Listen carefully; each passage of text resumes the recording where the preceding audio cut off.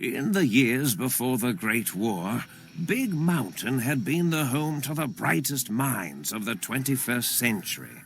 Scientists of vision were drawn to the facility to tackle the greatest technological challenges of the era.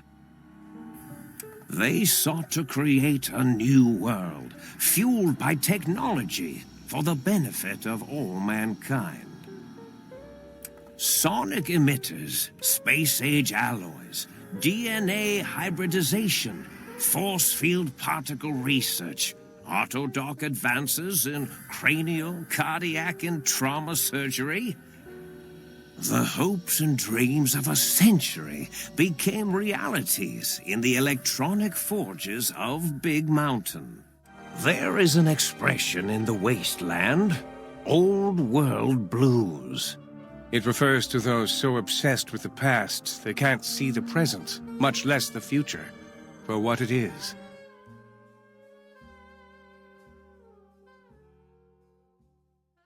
Hello everybody, Ace here, and I am very excited for this episode of Honest Reviews. Today we get to review a DLC of Fallout New Vegas that I've held close to my heart since the first time I've played it. Today, we will be talking about the Old World Blues expansion, and why there's nostalgia written all over it for me. So just to clarify before we start, the footage and gameplay you see was from a playthrough where I had a mod, A Tale of Two Wastelands installed, which pretty much just combines Fallout 3 and New Vegas into one cohesive game. I did do a good amount of content before starting this DLC in Fallout 3 over at the Capital Wasteland, before I even came over to New Vegas, as well as doing a lot of stuff within New Vegas before I started the DLC, so if you see any inconsistencies with my perks and other things, that is more than likely the reason why. If you've ever played New Vegas, you might be familiar with the cycle of starting a new playthrough. You have the intro cutscene, you have character creation. How'd I do? You raid Doc Mitchell's house. Oh, hi Goodsprings. And notification bombardment. The DLC notification for Old World Blues pops up, and after about 20 hours of ignoring the DLCs of the game, I went through the Dead Money and Honest Hearts DLCs and had a great time doing so. I thought it would be appropriate to keep the streak going and tackle the mystery of the crashed satellite antenna thing at the old Mojave Drive-In movie theater. We travel to the location and inspect the weird doohickey that's projecting a glancing eye upon the projector screen, and boy, does this have some repercussions. After interacting with the crashed satellite, we get a rundown of a place called Big Mountain. Yes, this is the same Big Mountain mentioned by Christine in the Dead Money DLC, and we're about to step foot into it. Big Mountain was the home of 6 incredibly smart scientists, using their science skills to combat some of the grandest technological challenges of the era they were in. Their goal was to create a new world based around technology that would benefit all of mankind. Many great things have come from these scientists, but at the same time, an equal amount of terrible and inhumane things have come out as well, which in itself demonstrates the moral dilemma of, well, morality and science. The narrator of the DLC intro cutscene mentions a dome, a hub area for the scientists, dubbed as the think tank. We'll be able to call this place home shortly, as this will be our main hub area for the DLC. Now, as the Great War went on, so did a war for these scientists. They used their brains to find ways we could win the Great War. As the war escalated, so did questions the scientists had. However, the day the bombs dropped and forever after, the scientists and their experiments went silent. And so did activity from the Big Mountain. As the crater resembling a dog bowl lays dormant, or how everybody thought it has been, we as the courier awake right in the center of the Tootsie Pop, the think tank. As we awake, we get a message stating that there are faint surgical scars around our head, chest, and back. It probably doesn't make the courier feel any better that he woke up in a patient gown as well. The quest objective tells us to find out where the hell we are, which is a tame reaction to waking up in a random balcony, and God knows where, with scars around 3 primary organs we need to stay alive. Our first sight of this mysterious location we've spawned into is a dome with red lights shooting up into the sky. This will be an important place to go to later. For now, we head inside an area called the Sink to cut through it and reach the main area of the dome called the Think Tank. As soon as we enter the Think Tank, we get a notification about some pacification field, allowing us to not draw our weapon while in the Think Tank. Huh, I wonder why the game notifies us of that.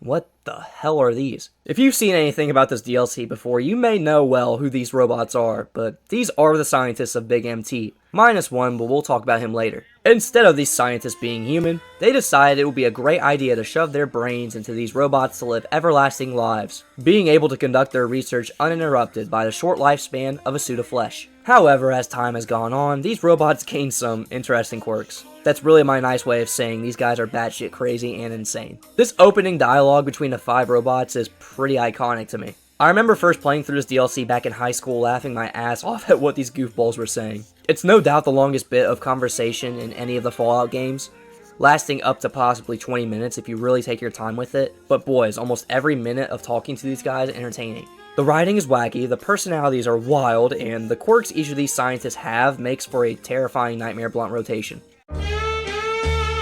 Hey Dr. Klein, can you please stop hogging the blunt?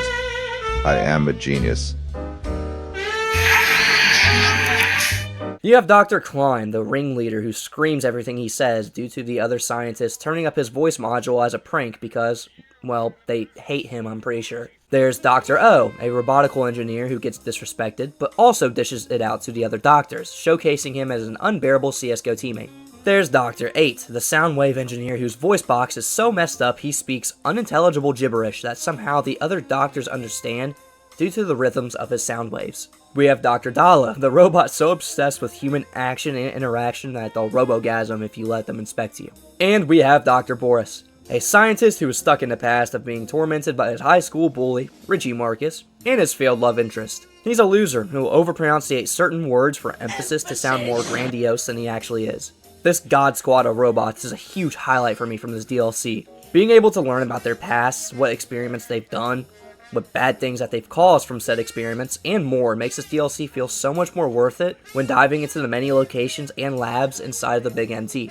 I don't want to get sidetracked, so let me summarize this whole 20-minute conversation here somewhat quickly. We talk to the scientists, and they're surprised I'm even able to speak due to them taking my whole ass brain out of my body. Hell, I'm surprised I can speak too. They also took out our heart and our spine, cause why not? In order to get our brain back, we must make it to the Forbidden Dome, which is the home of Dr. Mobius, to reconnect with our brain. You know, the dome just like this one, instead with the red lights. However, Dr. Mobius is a little crazy. If it isn't my old colleagues, the mighty think tank of Big Mountain. Yeah, I mentioned there's 6 of these scientists. Here's the 6th. Dr. Mobius is a cracked out evil scientist, or that's how he's shown right here. We'll learn a good amount about him later when we make it to the Forbidden Dome. We learn what we need to from these lunatics to survive out in a Big Empty, like the fact that Mobius has an army of robo-scorpions out to kill us, we can't leave the crater due to perimeter pylons transporting us back to the sink if we pass them, and that we need to collect 3 things in order to figure out how to even get inside the Forbidden Dome. We need to collect a sonic emitter, an X2 antenna, and a stealth suit. Dr. A apparently already has the sonic emitter with him, and after sonjaculating into the gun, yes, I said sonjaculating, what the fuck? And after Dr. Dala sterilizes it, we have our first Big MT weapon, the sonic emitter. We can find sound samples and the technology for this emitter that can change the function of it, but the main one we need is the function of disabling energy barriers, which we will find in the X8 Research Center. Anyways, we can ask if the scientists have anything that can spit lead with a gun skill of 50, and this will give us the K9000 Cyberdog gun, which is probably my favorite weapon from this DLC. You can find another one of these later if you don't have a high enough gun skill, but it's helpful to grab this one now as it'll be nice to have 2 later once we find the upgrade for it. The scientists then give us access to the sink as a place to relax and calm down, basically our own player home here in the Big Empty. The robots state it's the old chambers of Dr. Mobius, and Mobius was experimenting with a lot of technology in there, giving us a quest to reactivate all the technology in the sink. We'll touch more on this quest later. However, to start, they give us the Central Sink Intelligence Unit, which acts as the main commander of the sink, and allows us to access commissary to trade and barter with. That's pretty much it with this conversation. It's everything you as the watcher needs to know, but I highly suggest going through this conversation yourself, as it's one of the wackiest conversations in any Fallout game. Just ignore the many mentions of penises. For some odd reason, there's a lot of references regarding the human penis, and they have all aged horribly. After this hectic conversation, you may be tired of talking to these lunatics, but for some odd reason I wasn't. Every robot, minus Klein, has their own issues that the courier can solve themselves. If you solve all of their issues, when you get to the ending of the DLC, you can straight up turn all the scientists against Dr. Klein, but we'll get into that later. If you talk to Dr. O, you can help him solve his name issue if you have your intelligence at the high level of 9. And all you have to do is tell him if you put a dash through the O, it makes it a 0. The fact that this is the highest intelligence check in New Vegas is wild to me, but it's hilarious at the same time. We help Dr. Zero take pride in his name by spitting some of our math game to him, and there's Dr. Zero's dilemma solved. Talking to Dr. Dala is always the most uncomfortable time. For Dala, all we really have to do is let her inspect us, robogasm a bit, and let her know not to be ashamed of the human body. And bam, her dilemma is solved. We can talk to Dr. 8. I use talk loosely as the player can't understand a single damn thing this man is saying. However, the courier does, and if you have a high science skill of 75 or perception of 7, and you click through all of 8's dialogue, the courier notices that 8 emits character patterns of 8. It's all about the rhythm. I guess I still don't understand him, and I don't think we're supposed to. Since 8 also has term leak protocol code, we are able to hack it with a science skill of 75. And then we get a good or bad karma decision. We could either violate Dr. 8 and his exposed code, or we just don't take advantage of the code. I chose the nice option since Dr. 8 is probably the nicest doctor out of all of them. I have no clue, I can't understand him, so that automatically makes him the nicest. And bam, Dr. 8's dilemma is solved, but not before we receive some cram and duct tape, after talking to him about his sonjaculating and making a disgusting joke about masturbation. God, I love this DLC. We then talk to Dr. Boris, the theater kid obsessed with communism, and his high school days. If we talk to him in further detail, we learn Boris is the head of animalology, beastology, as well as DNA scrambology. He mentions a dog named Gabe, and this gives us a quest to search for any trace of Gabe in Higgs Village, the location of the pre-war homes of all the scientists. We'll explore Higgs Village later when we reach it, and we'll finish Boris's dilemma by finishing the X8 quest later. Anyways, with almost all of the robots and their dilemma solved, we can now make our way to the player home of the DLC, the Sink. And this is no doubt the best player home in all of New Vegas. This place is sick. As you install the chip for the central intelligence and look around, you may notice certain items can actually be activated and interacted with instead of just picking them up. While playing through the DLC, we can find many chips and modules throughout the vast array of locations in Big MT that can reactivate technology in the Sink. This is another huge highlight for me from this DLC, as this technology is not just your regular run-of-the-mill stuff. All of these pieces of tech have dialogue and wacky personalities, and as we uncover the chips and modules in the many different locations of the crater, we'll find that out pretty quickly. With the introduction of the DLC now being explained to the fastest and best of my ability, it's time to step foot into the Big MT for the first time. Before we do that though, let me explain how this video will be formatted from here on out. There are 4 distinct locations and sections of the map. We have Southeast, Southwest, Northwest, and Northeast. There will be 4 chapters and sections of the video, and we'll start with the Southeast section of the map. We'll end the DLC off in the Northeast section, so that'll be the last section we explore for this video. Without further ado, let's tackle the Southeast section of the Big MT. As we take our first breath of Big MT air, we are ambushed by our first group of lobotomites. These lobotomites roam Big MT brainless, attacking anything and everything they can on sight. There's an abundance of these guys throughout Big MT. It shows that there are a lot of these brainless folk wanting around the Big MT, which shows the player how many lobotomies these robots have done on unsuspecting civilians. When it comes to exploration and gameplay of this DLC, I had such a fun time exploring the crater. These locations either give you unique and fun loot to use, more story and lore pertaining to the overarching story of the New Vegas DLCs, or they just have some fun design and enemies to fight. Like, for example, Ulysses Point is the first name drop of Ulysses, a prominent character for the overarching stories of the New Vegas DLCs, and a very important person to Courier 6. It shows that he has been here, and we can see his markings all across the crater outside of certain locations, signifying if there's danger inside of a place or safety. We can tell by looking at this old world symbol here and its color. Blue for safety, red for danger. Our first big stop was at Higgs Village, which is a warehouse containing the pre-war homes of the 6 Big MT scientists. We're sent here by the quest given to speaking to Dr. Boris to find a remnant of his dog, Gabe. However, we can also explore these houses and find some helpful loot. In house number 00, which is more than likely Dr. Zero's house, we find many disassembled Securitrons, and if you remember speaking to Zero, he'll let you hear it that he hates Mr. House and his advancements with Robco. On top of this terminal here, we can find our first audio sample for the sonic emitter, Giant Tarantula. Once we find the sync module for the jukebox, we are able to configure our sonic emitter to use this audio sample, which is a really cool feature of this DLC. There are 5 total audio samples you can use to configure your sonic emitter, and they all have different perks and pluses to each of them. With that being said, that's it with Dr. Zero's old house. We can head over to the right here to enter house number 104. This is Dr. Dalla's old home. We know it's her old home due to the teddy bears and the seats upstairs, as this was mentioned before during the conversations we had with each robot. Inside her house, we can find human clothing, as well as many mirrors and mannequins. We can find a recipe to create a speech skill book on top of this radio here.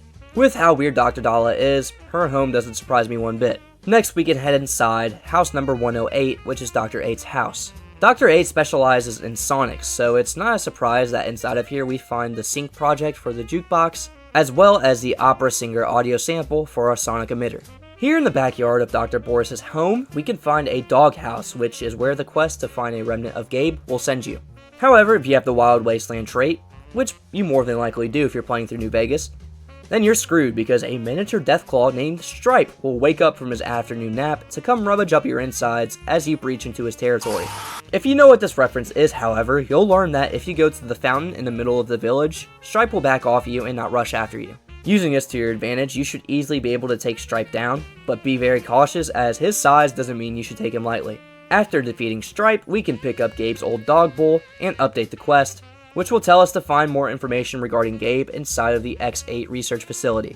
Let's check out the house of Dr. Boris. Inside his house, we can either pick this door or use the key we find upstairs to enter his basement, where we can find the most OP melee weapon in Fallout history, the Ripper. It's not unique or anything, but these things are a cheat code. Upstairs in his old bedroom, we can find a recipe to craft a medicine skill book. Now, let's head inside of Dr. Mobius's old home. We know it's the home of Mobius due to the mentats sprawled around the upstairs bedroom, and we learn more about his addiction to mentats when we meet him near the end of the DLC. We can also find the recipe for his science skill book up here. Now with the final home of Higgs Village, the home of Dr. Klein. This house is noticeably much cleaner than the others, and Klein seems to be the supporter of a drink or two on the weekends. Inside this room with the eye on the screen, we can find the sync project for the book chute and Dr. Klein's glove, and in the next room we can find Dr. Klein's scrubs. That's about it with this location. Higgs Village kind of reminds me of Tranquility Lane in Fallout 3, so it's nice to see that resemblance to one of my favorite quests in that game. As soon as we exit outside the warehouse and head right, we can come across a named RoboBrain enemy named Super Ego. If we take him out, we can find the sterilizer glove on his robotic corpse. This is technically a unique variant of the glove weapon added by the DLC. I say technically due to being able to find another sterilizer glove in a different location, but it's still technically a unique item, so I'll make note of it. We decide to head to Y-17 Medical Facility next, where we get ambushed by some cyber dogs. We can thank Dr. Boris for the creation of these canine robots. Like I mentioned before when we came across Ulysses Point, this man has already explored Big MT, so as a way to help Courier 6, he plasters this old world symbol onto the entryways of buildings to let the courier know if it's dangerous inside or safe. This symbol here tells us that there is danger inside since it's red, so we arm up and head inside Y-17.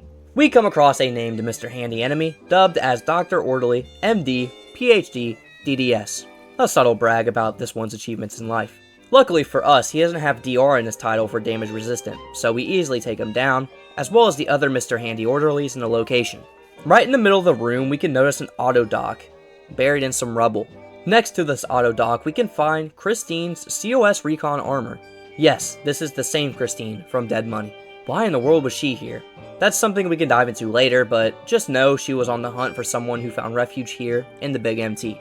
On this table here, we can find an auto dock upgrade for an implant, and the auto dock project in the sink has many functions, one of them being implants it can give to the player that gives the player a unique perk, only for a hefty amount of caps.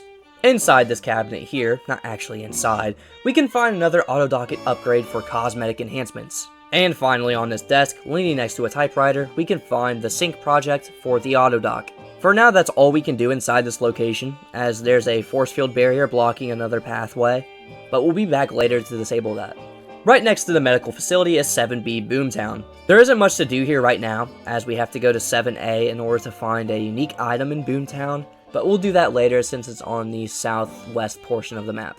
We decide to head to X2 to steal the antenna from the tower, as the scientist told us this is an important piece of technology we'll need. This is where we come across our first T-17 Trauma Override Harness. These enemies have a creepy story to them. Basically, during the Great War, the scientists of Big MT made these suits. These suits were able to scoop up dead soldiers on the battlefield, reanimate them, and walk them off to a safer location to dispose of the bodies. However, as we see here, there are skeletons inside of these suits still. These suits have a life of their own, and they are hostile to the player character. Very haunting stuff. Very similar to the story of the ghosts at the Sierra Madre. These guys always have some sort of good weapons, so don't forget to loot them. Anyways, we head on inside X2, smash some robots to scrap electronics, find the sync project for light switch number 1, climb up this ladder to the satellite dish, and take the X2 antenna for ourselves, which can actually be used as a melee weapon. Taking the antenna will complete the X2 quest, which will also give you the first out of 5 achievements of the Old World Blues DLC, Spinal Tapped. After taking this hunk of junk, you can hear Dr. Mobius broadcast his voice across the Big MT, stating that his Robo-Scorpions will take us out for stealing the X2 antenna. He's not kidding. These Robo-Scorpions are everywhere now, and these guys are tough. Don't mind the footage of me making quick work of them, that's because these are Mark 1 robots. The Mark 6 is outside here, it took me a bit to take out. Next, we head to the Z9 DNA Preservation Lab, marked with a red Old World symbol to signify there's danger inside. Now this is where Night Stalkers were worked upon. However, since we have a lovely perk called Animal Friend, these Night Stalkers won't even attack us. But it's not a surprise that Big MT are the reasons Night Stalkers are a thing. They originated here, and they somehow found their way to the Mojave Wasteland. Thanks, science. Exploring around, we can pick up some Night Stalker samples, used for various fun things like, well, they're used for something, I don't remember right now. However, in the big room here, we can find an Autodoc upgrade for a Y3 implant. There's really not much else for us to do here, so let's move on to our next location. Next is the X8 Research Center, where on the outside of the facility, some Night Stalkers help us take care of the Cyberdogs. Heading on inside of X8, we notice some experiments still being ran by some robots. What exactly they're doing doesn't seem productive, but hey, you go, bot. We walk on downstairs just to get it blasted by super hot fire with his flames. We find a dog and robot splicing holotape on this table here, which can be used in this lab to create a cool cyber dog follower named Roxy. We can also create an abomination if we want by splicing a lobotomite and a robot. That didn't last long. Anyways, Roxy is cool, I guess. She's just the female cyberdog version of Rex, but one cool thing I noticed this playthrough is that if you create her, you get an ending slide for her, which is sweet. X8 holds the sonic emitter upgrade we need, and in order to get it, we must go through some bullcrap tests Dr. Boris has cooked up for us. We pretty much have to do these tests multiple times over, which isn't really that fun, so I'll skip a majority of that footage just to get to the important stuff. This test consists of running through the doctor's old high school, collecting student files, and escaping. We must do the basic test version of this, and some other versions of the trial run. After we exit through the upstairs door after the basic test, we can learn that a K9000 Cyberdog gun was sealed in X12. We'll grab that good boy later. For now, we need to do the Cyberdog version of the test, which requires you to encounter Gabe, the old K9 companion to Dr. Boris. Gabe probably isn't how you expect him though. He's a massive Cyberdog. We have to search his dog piles to find an audio sample of Gabriel's bark, a calibration for the sonic emitter. We also decide to just kill Gabe, cause why not? We run out of the Cyberdog test, and bam, that quest is completed. Now if you decide to do the X8 data retrieval quest, you can get some more goodies that we'll want to have. One of these includes the EM Pulse Wave upgrade for the sonic emitter, which we will need to take down the security force fields all around Big MT. We run through the advanced quest, learn about a key to the X8 kennels, which we'll have to grab later since it's on the southwest side of the map, and that's all for X8 right now. We'll be returning here once we have the key. More Robo-Scorpions spawn inside and around X8, so we squash them with ease so we can move on to our next locations. Now that we have this EM Pulse upgrade for the sonic emitter, we can easily access this suit of armor at the hazmat testing ground. Yes, this is the suit that the Ghosts and Dead Money wore. You know, the ones that were supposed to save them from the cloud, not consume them. I'd advise against wearing it for that reason, because we've seen this thing not do its job firsthand. But hey, it looks pretty cool, and it's nice we have a set for ourselves. We then head to the east tunnel of the Big MT just to realize you can't really do anything here. There's no entrance anywhere around here. With that being done, that's the southeast section of the Big MT. Before we explore the southwest, let's go back to the think tank and the sink to showcase some stuff that we've gotten from the southeast section. We first went back to Dr. Boris to let him know we put his dog down and obtained his old bull.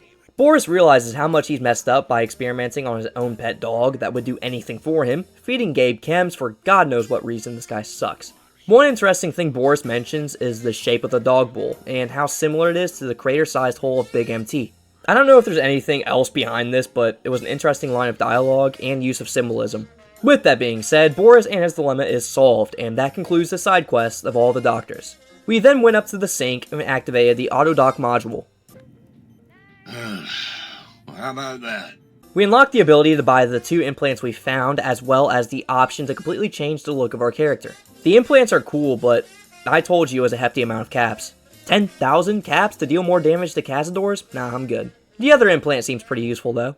We then activate the Book Shoot project, who briefs us about eradicating sedition and communism. Unit 232.7 is online and ready to eradicate sedition. We ask if he can do anything else but destroy important pre-war material, and he says that he can create lead and other miscellaneous resources. But that module is offline, and we'll have to find it later. Next, we have Light Switch 01. Oh my. Partial functionality restored. That's less than optimal. Since we have the Lady Killer perk, we can spit some game to the Light Switch. Don't get too turned on now, as sadly we can't turn on her intelligence lights until we find the module to do so. Finally, we have the Jukebox module, Blind D.O. Jefferson. I'm an acoustical wizard, kid.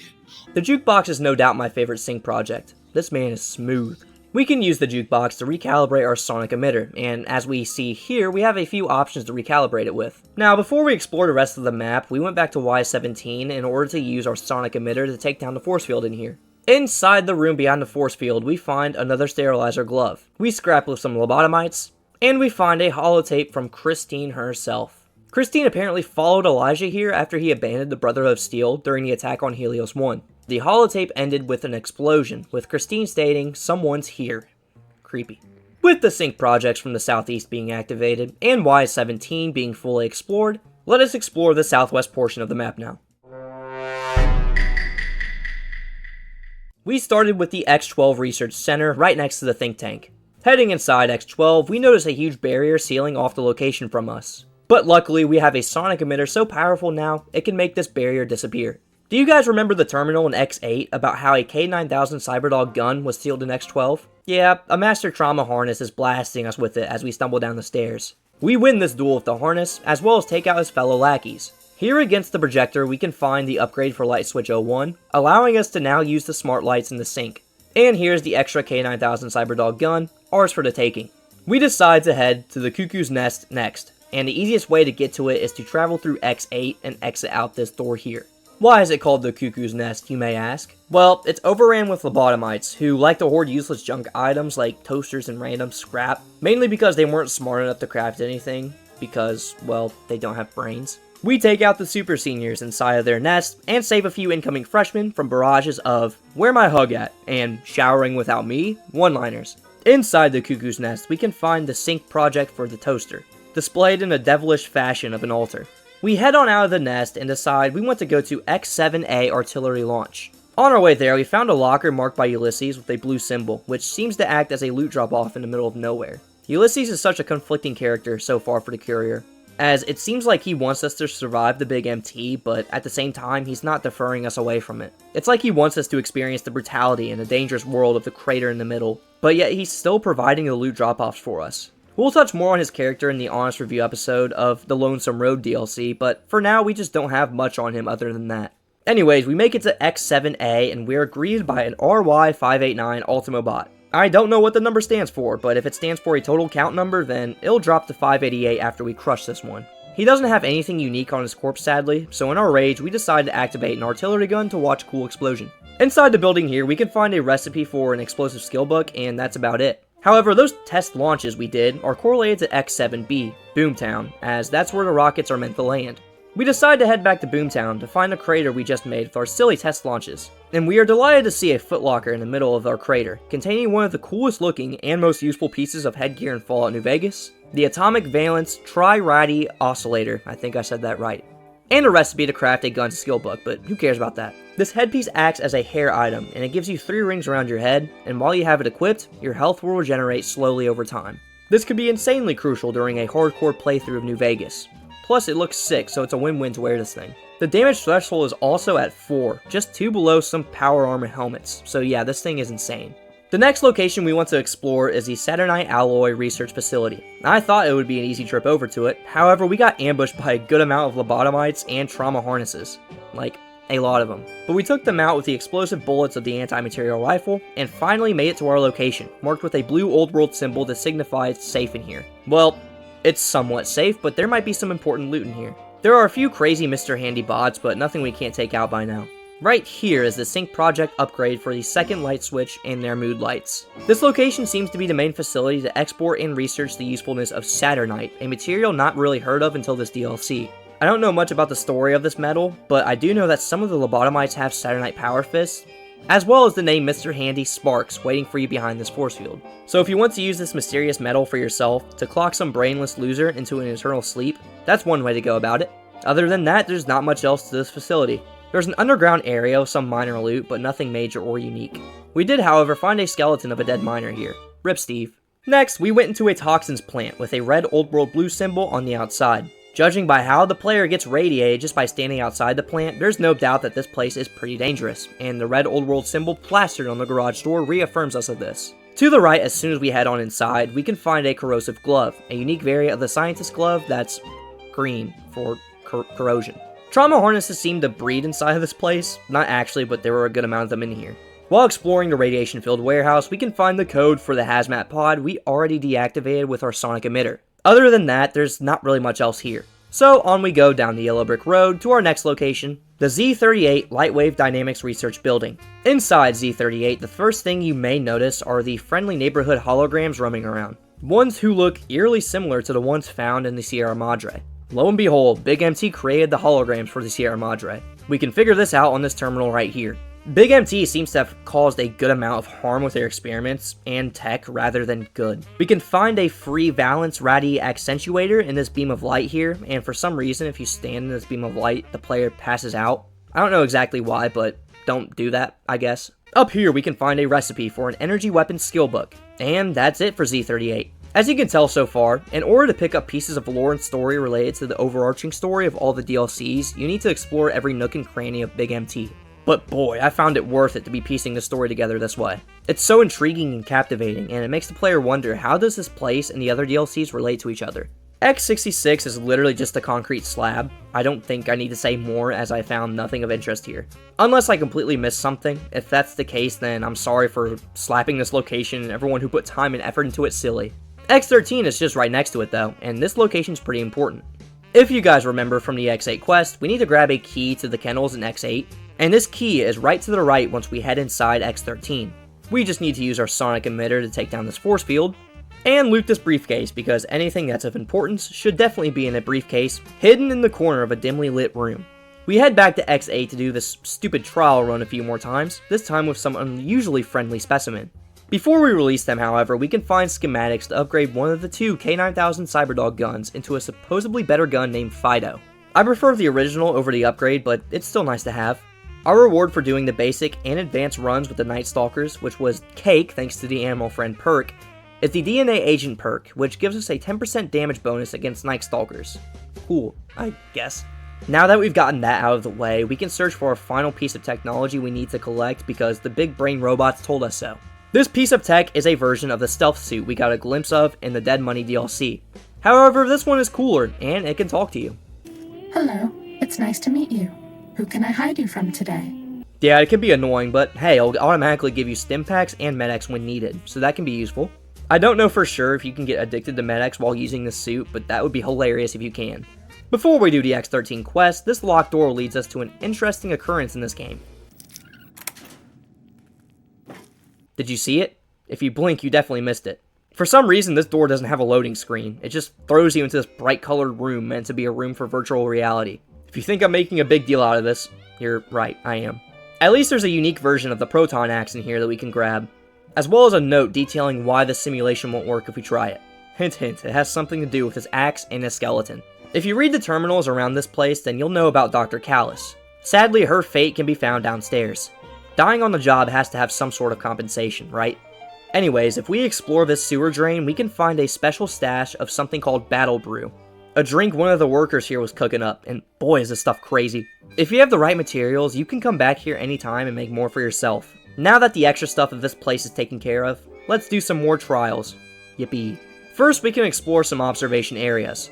And if we read these exact terminals here, we can get the following. An implant for the auto dock back at the sink, specifically the Y7 one, and a weapon mod for the K9000 Cyberdog gun called Resla Royal. Now for the X13 tests, we'll have to use our stealth suit and sneak skill to take on some of these tests. However, they can be easily circumnavigated with a high lockpick skill and some detours. On this detour here, if we read this terminal, we can find another weapon mod for the K9000 doggy gun called Mentat Chow. To complete these tests, we have to grab this exact document from this safe here every time. Once we complete the basic quest, we complete the main quest relating to the stealth suit, and we can get our 2nd out of 5 achievements of the Old World Blues DLC, Cardiac Arrest. More Robo-Scorpions spawn from thin air to attack us, but our Chatty Catty stealth suit and Tiki Torch of a melee weapon make swift work of them. To fully upgrade the stealth suit, we just need to do the same detour over and over again a few more times, and sneakily deactivate these robots during our final test run. This will fully upgrade our stealth suit. You know, I like how this DLC rewards you for doing these runs, as it helps you getting permanent upgrades you can have for the rest of your run. But these upgrades and perks are pretty minimal, so I don't suggest doing them unless you know you're either going to go on a Night Stalker slaughter, or you're going with a sneak build for your character. We rush to the exit of X13, and collect some robotic scorpion bodies on the way. And that's X13. That's the whole southwest section of the map. Let's go ahead and go back to the sink to showcase some loot, and continue the main quest by talking to Dr. Klein since we have all 3 pieces of tech we need to get inside the Forbidden Dome.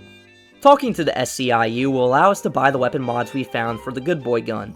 We can also convert one of the 2 K9000 guns we have to the upgraded version, the Bad Dog gun, which instead of using .357 bullets, it now uses .44 bullets, which were, for me at least, harder to come across than the .357. Fido is also supposed to do more damage than its Good Boy counterpart. However, if you apply the K9000 weapon mods to the respective gun, then you get more DPS with it. I don't know, I just found the K9000 gun to be more useful and ammo efficient for me, which is why I prefer it over Fido. We can activate the Toaster project, and I regret doing so after the first spoken line of dialogue. I am online once again! Tremble, world, before my electric heating coil of doom! All the Toaster really does is destroy toasters to give you scrap pieces, but he can also superheat our Saturnite Fist for us to make an upgraded version of it. At the auto dock, we can now buy Implant Y7, which when bought gives us bonus AP and HP when consuming food items. We go ahead and make our way to Dr. Klein. Talking to him makes us realize that he isn't as smart as he tries to come across. We basically have to tell him why these pieces of tech are important, as they all act as ways for us to get our body parts back. As noted, the cardiac regulator in the suit, the antenna for the brainwaves, and the sonic frequency for the vertebral nerves. If you guys haven't picked up on this by now, it sounds very similar to the plot of a beloved childhood movie of mine. I can't believe I didn't realize that when playing through this DLC for the first time a few years ago. Klein finally figures out that these pieces of tech have code inside of them, and specific functions that will help us break into the Forbidden Dome.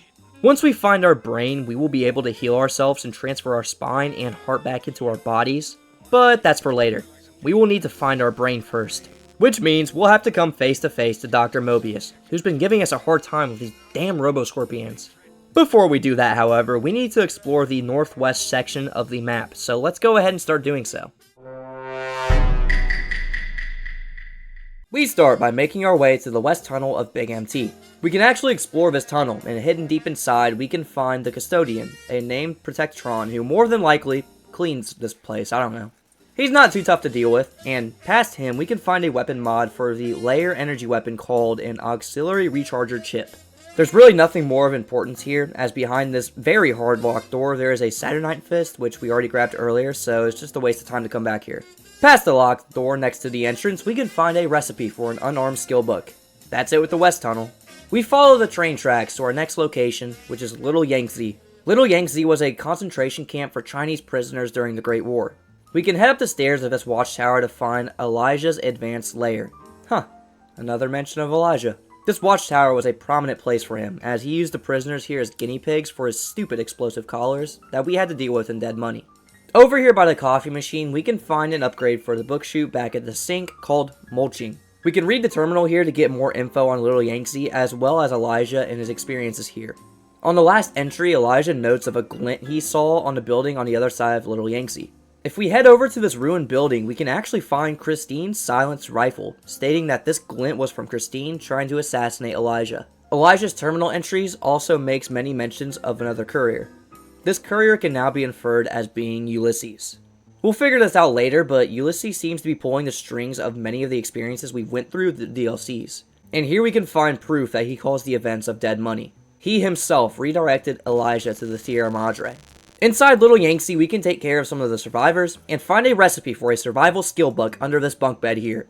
Our next location to explore is the construction site, which, as the name says, it's a construction site. There's not much here other than some construction-based robots and a sink upgrade for the sink module for water production. Down here by the red crystals, we can find a Wild Wasteland reference to Snow White and the Seven Dwarfs. Our next location is X-17 Meteorological Station. The path we took led us to the top of the building, and we straight up got ambushed by some trauma harnesses. I genuinely have no clue where they came from. Anyways, we take them out, we jump down into the cavernous area of Big MT, and head inside X-17. Inside, we have some Mr. Handies to take out, including a named one dubbed as Iron Belly. We filled Iron Belly's Iron Belly with .357 bullets, and grabbed some unique throwing axe weapons off of his short-circuited corpse. X-17 is interesting. Up on the stairs here, we have a diorama of Higgs Village, and over here we have a control console that can control the weather of this diorama. If you activate the weather test, below the model village, a duffel bag will spawn with random loot, so that's pretty cool, I guess. Inside the room with the weather test is the snow globe for Big MT, and collecting it will give the player 2,000 caps. And over here, there's a map of a location. We don't know this location just yet, but it feels so oddly familiar to the courier.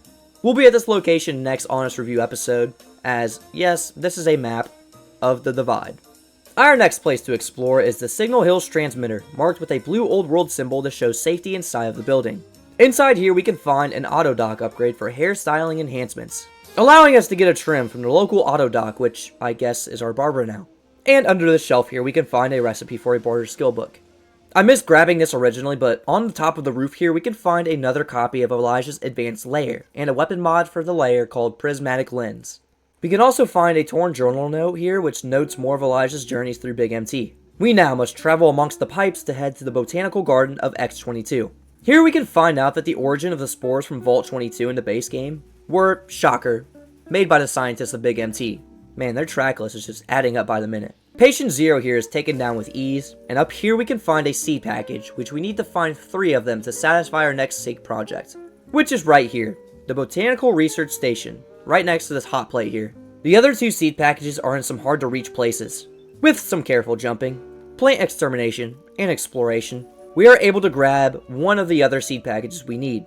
In the process, we take out a named spore plant named, I'm not even gonna try it, and on its body we can find another corrosive glove.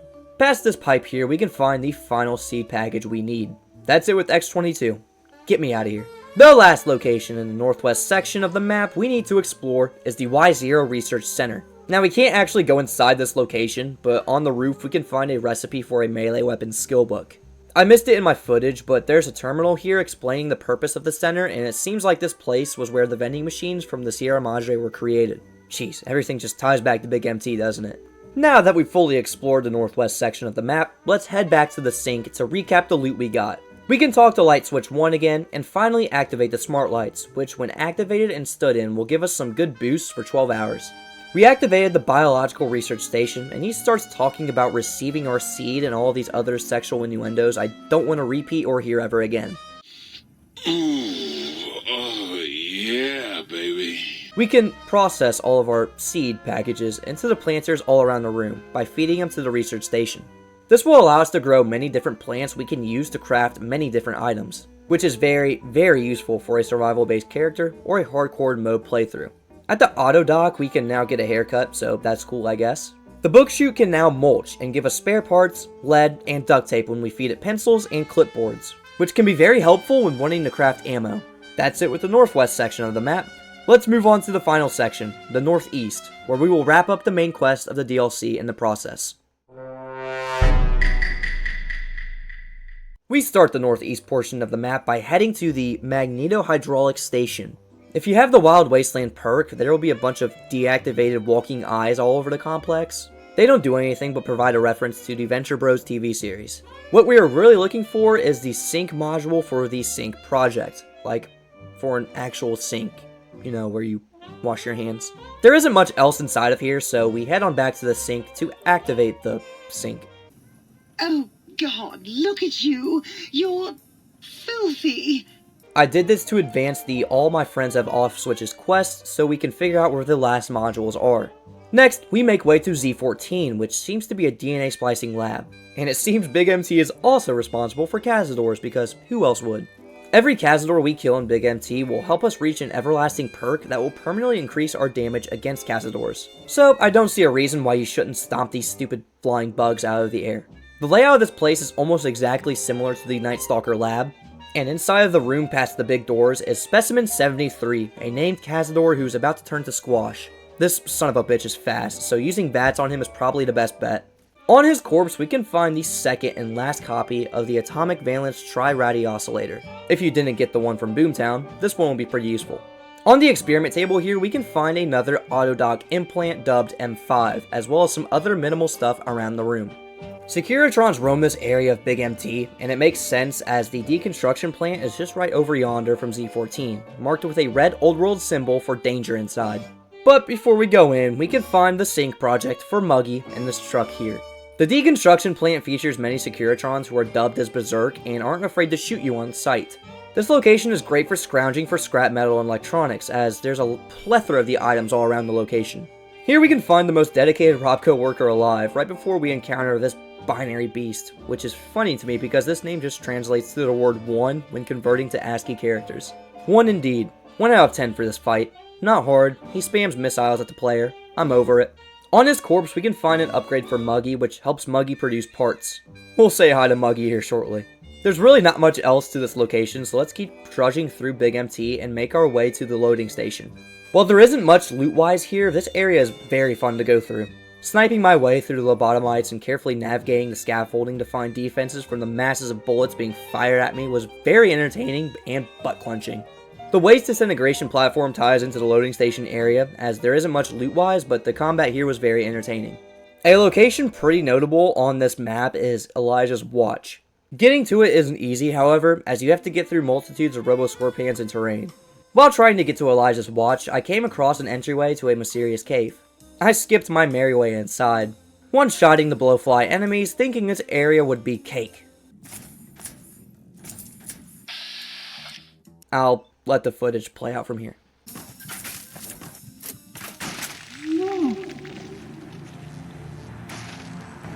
It's an absolute troll to have one of the hardest enemies in this DLC be a blowfly, but it somewhat makes sense, I guess. Because once you defeat the legendary blowfly, you can loot its corpse to find an absolute masterclass of chems on its body. I guarantee you a scientist injected this blowfly with so many chems they had to retreat and abandon this location and seal it up, hoping their collaborators wouldn't find out about it. It's a funny story with literally no words, you just need to observe and investigate, which Bethesda has almost mastered this sort of storytelling within their games. We reach the entrance of the Forbidden Dome and take out the guards posted, but we're not ready to go in there just yet. First, we need to explore the North Tunnel here, and inside we can find the sync project for Light Switch 02. Further ahead this tunnel, we need to use our sonic emitter to disable the security barrier. This will allow us to delve deep into a treacherous cavern. Nope, never mind, there's just a layer down here. Anyways, Elijah's Watch. I was able to somehow get to this place by spam jumping on the rocky terrain, but I'm sure there's a better way to get here. Once we finally arrive, we can find a journal from Elijah detailing about how he set up camp here after Christine had tried to assassinate him. Apparently Christine got hauled away by some medical robots, which explains why her recon suit was left in Y-17. We can find a pretty sweet unique weapon over here hiding at this lookout point named Elijah's jury-rigged Tesla cannon. And yeah, this thing can pack a nasty punch. Before we encounter Mobius, we made a quick pit stop back to the sink to activate the final 2 modules we needed. The first being Light Switch 02, who has a pure hatred for the other Light Switch. That was a nice little, catnap. Once we activate her, we have to leave the conversation and activate her again to enable the mood lights, which give you some good bonuses when exposed to them that last for 12 in-game hours. Now, we need to activate Muggy. You! Hey you! Yeah, you! Got any mugs?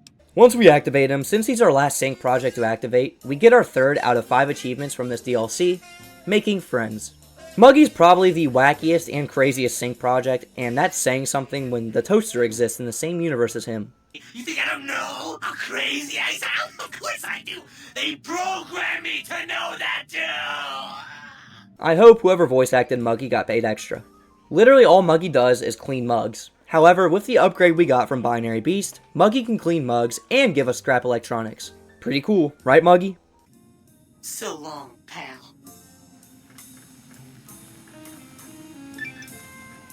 I love how he just moseys on away after some of the craziest dialogue the player will ever hear in a Fallout game. To refresh myself after that chaotic conversation, I went and grabbed a layer mod I forgot to grab earlier from Signal Hills, and came back to the sink to test something out. I bought the 2 layer mods we found, and attempted to put them on Elijah's layer, and to my surprise this actually worked. So it seems like you can apply the weapon mods to the original layer as well as Elijah's. Feeling well equipped and well explored, I felt like it was finally time to head on inside the Forbidden Dome to come face to face with Dr. Mobius. Once and for all. We enter through the comically large door and come face to face with a giant fucking Robo-Scorpion because why not, Mobius? It's not like you've bombarded us multiple times with these damn things already. To take down Goliath, just as David did, we blast colossal Tesla charges into the Scorpion's body. We eventually take down the X-42 project. Damn, that was close. And we took out the jerky security turrets because they were freaking me out. Up on this table here before the chambers of Dr. Mobius is the final audio sample we need to find, the Mobius's Robo-Scorpion sample. We quickly went back to the sink to talk to Blind Dio Jefferson, and there you have it, the field research quest is completed. That's all of the collectible items we need from this DLC, so let's go ahead and finally finish the main quest. We enter the chambers of Dr. Mobius and... I'm getting some deja vu here. This place is an exact replica of the think tank. Here in this table we can pick up the glove of Dr. Mobius, and in this container to the right of the stairs we can find his scrubs. We found his glasses back at the think tank, so if you ever want to cosplay as Dr. Mobius, I guess you can now. The cracked screen of the robot holding Dr. Mobius' brain roams around the labs, conducting his research alone. He doesn't even come up to the player to engage us after defeating his giant Robo-Scorpion to give us a villainous monologue. He just keeps floating back and forth. We can explore the Forbidden Dome to find a few useless rooms, but then we come across a room filled to the brim with mentats. We can figure out what's really going on here by engaging Dr. Mobius himself. As it turns out, he's a very friendly guy. This evil villain persona he puts on is due to a chem craze he goes on when he takes too much psycho. So he records himself during this craze, because he wants to personify this villain sort of character to scare the think tank robots to keep them cooped up here in the Big Mountain Crater, as Mobius is scared of what the Big MT scientists may do to the outside world. You know, because they've already created so many abominations here, and some of them have even fled to the Mojave already. So yeah, Mobius has the right idea. I couldn't bring myself to kill Mobius' playthrough, so I spared him. Don't mind the footage here, I spared him in the end. Mobius notices that we're looking for our brain and thinks we're fine without it, but in order to get our brain back, we must convince it because it now has a mind of its own. Our brain is held here in this tank, which will have a grand presentation when we walk up to it after talking with Mobius. All of this pizzazz just to hear our brain for the first time. Well, look who finally dragged themselves in out of the wasteland. Our brain sounds like Stewie Griffin. And he's a sarcastic bastard. Brain is not satisfied with how we run around dusty, crusty vaults in our new Vegas revenge missions, so it'll take some convincing for him to come back with us. With our high skill lineup, it's not too hard to take our brain back with us, but apparently Dr. Mobius doesn't have the tools to put our brain back in our body here, so we have to go back to the think tank in order to get that process going. The issue is the think tank won't be too happy with us returning with our brain. Since we have our brain with us, the pacification field won't work for them, so we'll be able to take care of the robots any way we want to in order to plant our brain back in our cranium. We have the option here to take our brain with us or just leave him, but I chose to take him with us for this playthrough. Once we're done talking to our brain, we can scoop him up and receive our 4th out of 5 achievements from this DLC, Make Up Your Mind. Our brain lets us know that we can put our heart and spine back in our body if we want to by using the sink's auto dock, which is cool because this will allow us to have the separate perks for the synthetic and actual pieces. However, we won't be able to switch out our brain whenever we want, so this decision is final once you either convince him or leave him. There are a lot of decisions in a short amount of time here since we're at the end of the DLC, so this is our way of choosing our own ending. I chose the ending best with me and my morals, however your choices may vary. I absolutely love this about New Vegas in itself, but it shows very well in this DLC. The branches you can take to certain endings are all intriguing, and the choices you make actually have some sort of impact. We head on back to the think tank with our brain by our side, which is wild to say out loud when it should be in our head, but I digress. We wouldn't be in this situation if it weren't for these metallic malfunctioning goofballs. Luckily for them, I'm not here to kill them. I'm here for the majority. You'll see what I mean here shortly. Dr. Klein's tone when talking to us is rather rude. He doesn't seem happy we don't want to surrender to the robots. Just as Mobius feared, the Big MT scientists want to expand to the Mojave, and with our brain, they will have a good amount of information to work off of for their experiments. There are a few different ways to take on this conversation. During a personal playthrough of mine with the DLC, I had a high speech skill, so I lied about having the brain of Dr. Mobius inside of me. However, if you remember, earlier in this video, we helped out all of the robots other than Klein in remembering something important, teaching them something new, or reactivating certain hormones within them. So, we told Klein to confer with his colleagues, Dr. Dala is on our side, complimenting us by calling us sweet and other things. Dr. Zero doesn't take the disrespect from Dr. Klein after us helping him figure out his real name. You know what, Klein? Stick a straw in your tank and suck yourself. Long and deep. And my name is Zero. Yeah, a big, fat zero with a slash through it. The slash as a designator. Why, that is brilliant. But how did you... That's definitely the funniest line of dialogue in this DLC. Zero says we helped him learn to take pride in things, like names and stuff. Dr. 8 calls us a lobotomite, a friend to him, which was very sweet in itself. And Dr. Boris wraps us all up by being the voice of reason, while stating that we deserve respect, care, food, and nurture, in hopes to give us a life that his dog Gabe never had. These guys are no doubt on our side. Klein brings up the outside world, and how they all still want to experiment on it. However, we tell Klein that we can bring the Mojave here to them, in a safe manner of course for everyone involved. All of this, for science. With that being solved, all we need to do is leave the think tank, and bam! That's the ending of the Old World Blues DLC. We also get the final achievement we need for the DLC, Old World Blues. I won't dive too deep into these ending slides, however they consist of the endings I chose for this playthrough, as well as extra slides for the Cyberdog Roxy we made, bonus slides for finishing all trial runs in X8 and X13, and slides for every single sync project since we reactivated all of them. It's really cool to go through these slides yourself to see what you accomplished throughout your time in the Big MT. These slides may be long, but so worth it. One of the last slides mentions the phrase New World Hope, a counter to Old World Blues, and it's a fitting phrase and saying to cap off this outstanding DLC. The second to last line mentions we have a transport thingy that will allow us to go to and from the Sync or the Mojave whenever we want in an outside location if we use it. And the last line foreshadows the Lonesome Road DLC, a DLC that will wrap up the story for all the DLCs, but that's for the next Honest Review.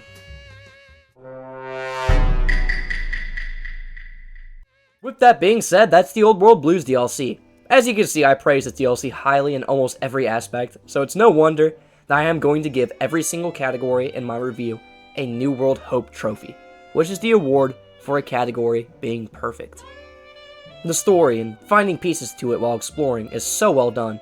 The Big Empty location is insanely fun to explore in itself. The characters, while being all robots, are some of the wackiest and wildest characters in all of Fallout, and the gear is no doubt the best from all the New Vegas DLCs, as well as the base game. This is one of my favorite DLCs of all time. I have very, very minor complaints when it comes to this one. So yes, I believe the Old World Blues DLC deserves a perfect rating. I want to cut this honest review short as this video is probably going to clock an hour on runtime, so I will leave it at that. I hope you guys enjoyed this episode of Honest Reviews. I put a lot of time and effort into this one, which I try to do with all of my videos of course, but this one was very special for me. This is Ace speaking. I hope you have a great rest of your day, and as always, peace out.